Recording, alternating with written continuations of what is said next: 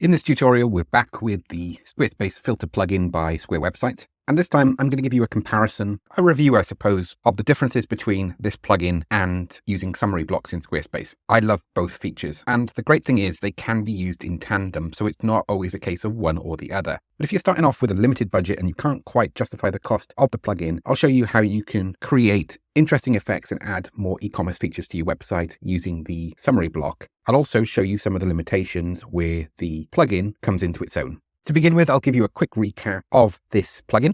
This is a universal filter plugin. There's information in the description of how to get hold of it. And if I was to click on any of these buttons, this has been customized to use button formats. And if you're wondering how to do that, I've created a tutorial that covers those exact features, including how to move it from the top to the left-hand side.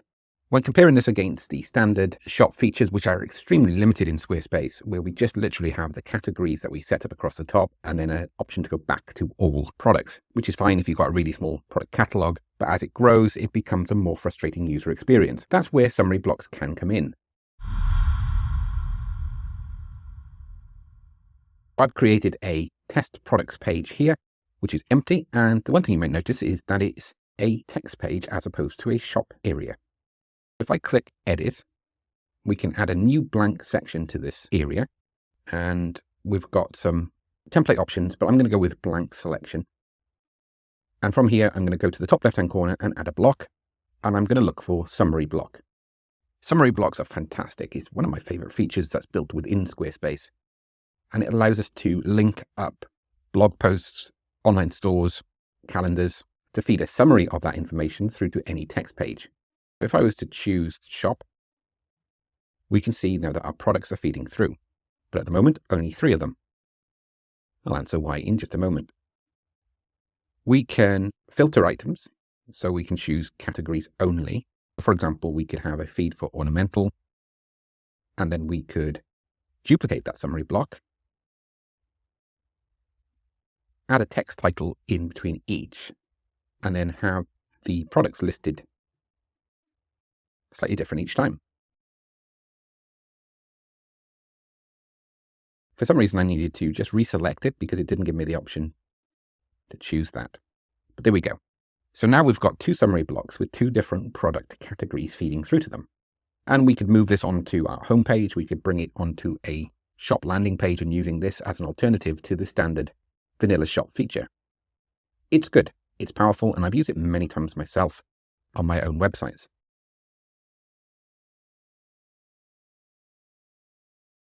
I can't remember what this title was. It doesn't really matter too much because this won't be going live. Just put it in the wrong place. There we go. We can see it now. And I'm going to put this as a heading 2. So just good design practice. We can use heading 2s as many times throughout the page as we want, whilst we should only use a heading 1 once per page. So let's add that in and duplicate it. Let's add our second title. I'm going to duplicate this one more time. In fact, I could have just selected them both together. In fact, I'll do that just to demo how we can make this a little bit quicker. If I click and drag over both of these items, we can duplicate them both at the same time. And that saves you a little bit of time. I don't know why I didn't do that myself. Just checking the spacing now between each section. And this time we're going to put all plants. Yeah, we can see the categories grayed out. So once I've duplicated it, I'll just need to deselect the shop and reselect it once more. And this time I don't need to filter category or tag.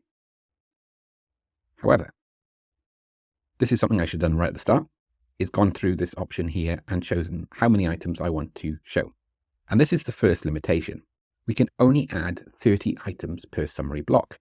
And that's extremely limiting. There is a feature within another Square Websites plugin that allows a lazy load.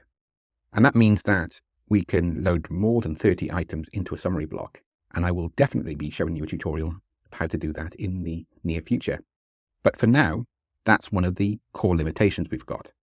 There are limitations with how it looks, but this is already looking quite nice and a professional format. It really helps that the photos are all consistent. The colors really pop out of the black background, and the way this color palette works in this template, of course, it's been designed by professionals and it looks that way as well. By the time we add in a few different products into each of these summary blocks, I think that would look really good. In fact, if I was just to remove the filters, and just bear with me, I know they're the same products, but just ignore that. And if we were to put it so this one has 4 products, we get a better balanced view of how it all looks. The issue with this approach is we'd still need to add some custom code to make this really user-friendly. I'd need to bring a section above, potentially put in some custom code, because one of the features we can't add in as standard in Squarespace is anchor points. I think you'd need to put in something like this.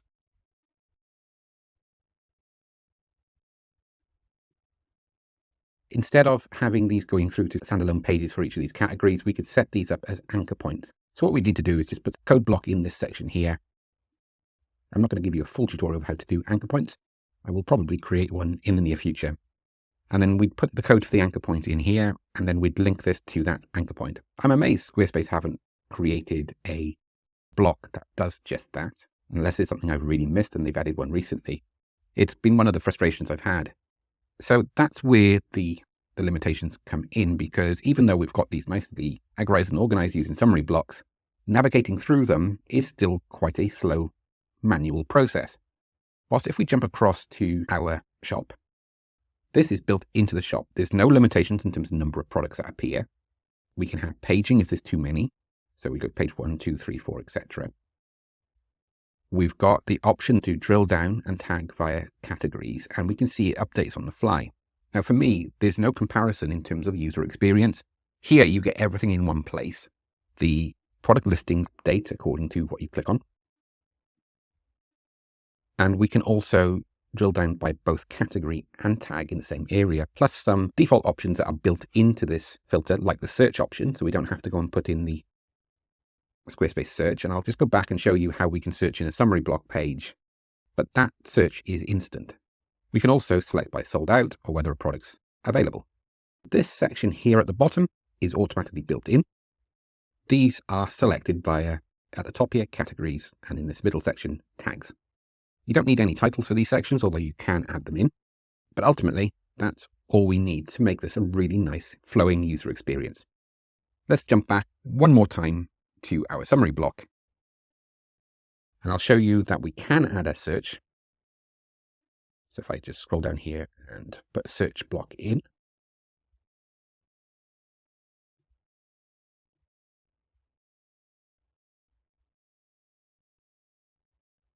And I think that's coming in light mode at the moment. And we can get the search to search specific pages. If we go down to product and select shop, now that will search the shop. There's also one other option that we can add in, getting something closer to the plugin, but still not quite as good, where we could put a tag cloud in, for example, and in that tag cloud, we can search shops only, and it's searching all the tags that we set up in the shop. Doesn't look great at the moment. Another option, let's have a look here, is choose the archive option. We need to select the shop, and we need to get rid of the dates. We're going to group by tag. Put it in list, or we could put it in drop down. Let's have a look at the display. Search by size. So now we have, again, the colors are blending in a little bit too much, so let's just change the section color.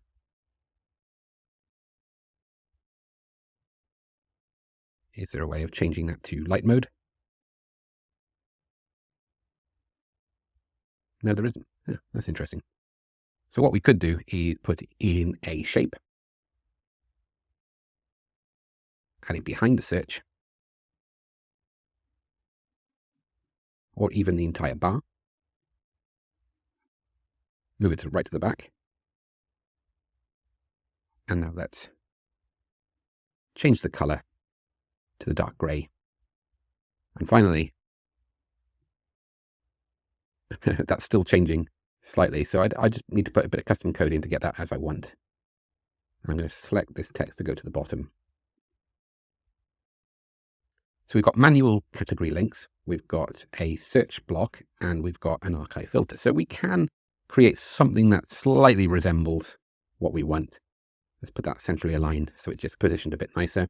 And finally, let's go to this edit section and make that more compact. In fact, one nice feature we could do is edit section and actually reduce the height to 0. Remove the fill screen option, because it means now that we can select all of these elements and bring them right down to that bottom. So we can have that cut-in effect. Still not really happy with the search. I'd probably put some custom code in just to put a 1 pixel white outline around the dropdown. But now we can select the size. There's the problem. As soon as we use that feature, we're going out of that summary block experience. It can work really nicely on the home page, and it can work in tandem with the shop filter plugin. The other thing that really frustrates me with the Squarespace search is it's so slow. It took 2, maybe even 3 seconds to load that page. And once more, when we go to that search, we're going to the page. The reason I'm getting this white screen is because I'm in the admin area. You wouldn't get that, but still, it's not as fluid as experience. And even then, the breadcrumb will take you back to the shop page, not the summary block page that we created. So all in all, I use both features. If I want to have the products on the home page with a nice selection, I can do that. But ultimately, I want the shopping experience to be as seamless as this one. For the sake of $75, for me, it's worth it every time. And you can purchase this commercially, so you can use it on multiple products if you're a web designer. But for me, the flexibility of being able to use both of these features is front and center. And if you need some more help, if you felt that I've gone a little bit quick in this tutorial, check out my previous tutorials. They're all available on YouTube for free.